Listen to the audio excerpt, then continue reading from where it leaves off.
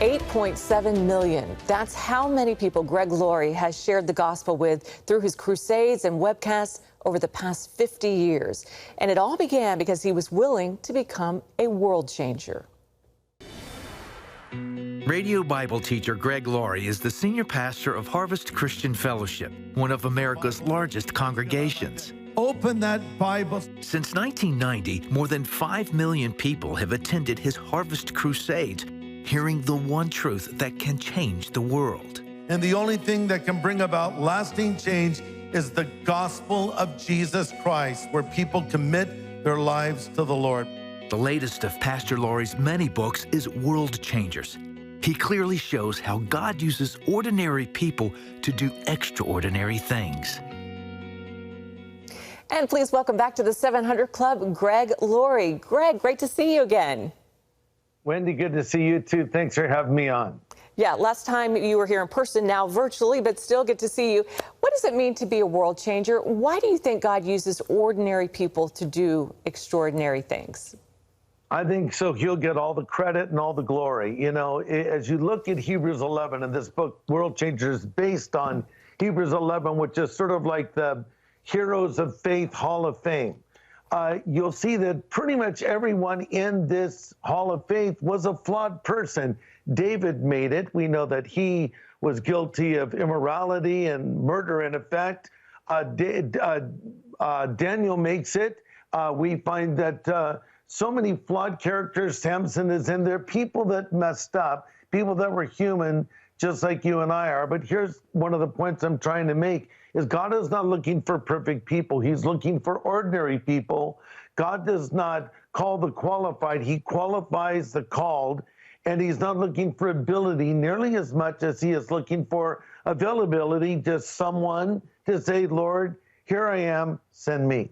Amen. Well, your journey to become a world changer actually started on a California beach when you were just 17. What happened?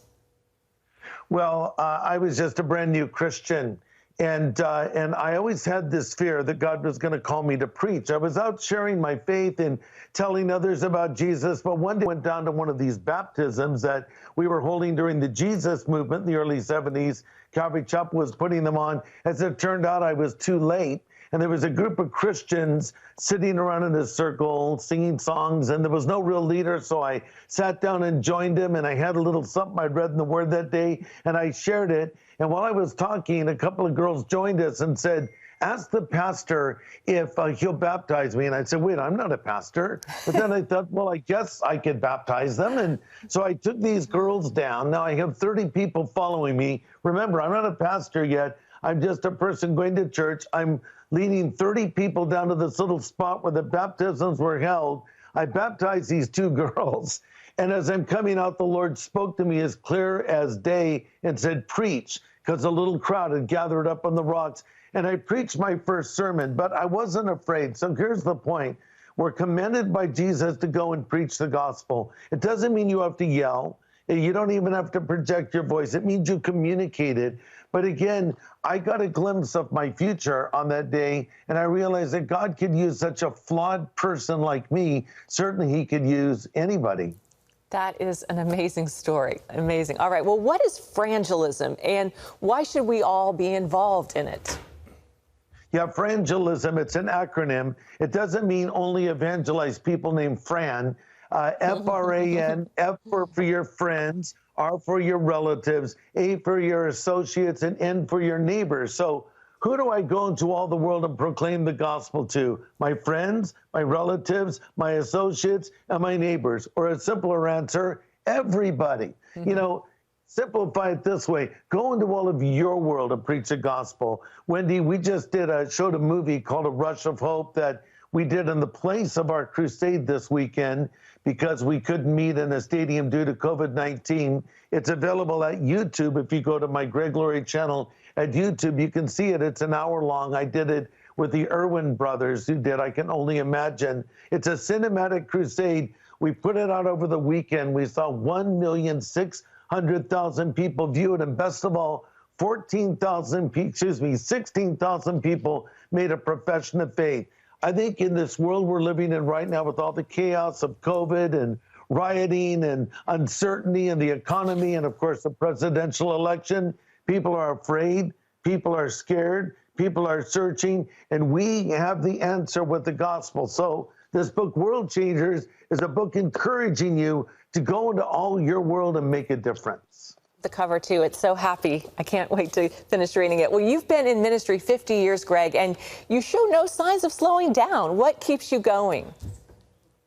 Well, coming back to what I talk about in this book, right after Hebrews 11, which is the Heroes Hall of Faith, is Hebrews 12, of course.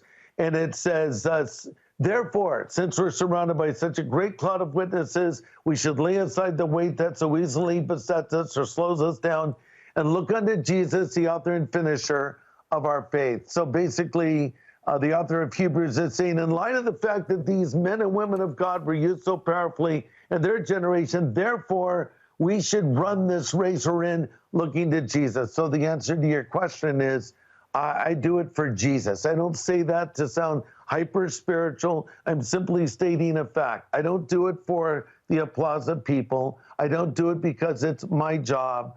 I do it because I want to please the Lord, and I want to hear him say to me one day, well done, good and faithful servant, enter into the joy of your Lord. So he's given me a calling. He's given me gifts, just like he has given everyone watching gifts as well. And I want to use those gifts for his glory. And I've been called, among other things, to be an evangelist, which is to proclaim the gospel. So my objective is to reach as many people as I can while I can. Well, at the end of the day, your relationship with Jesus is the only thing that satisfies. If you're a Christian, you know that to be true. Greg, you've written more than 70 books. Your latest is called World Changer, How God Uses Ordinary People to Do Extraordinary Things. You want to get a hold of this. The stories will encourage your faith. So please do that. Thanks so much for being with us, Greg. God bless you. Thank you. Thanks for having me on.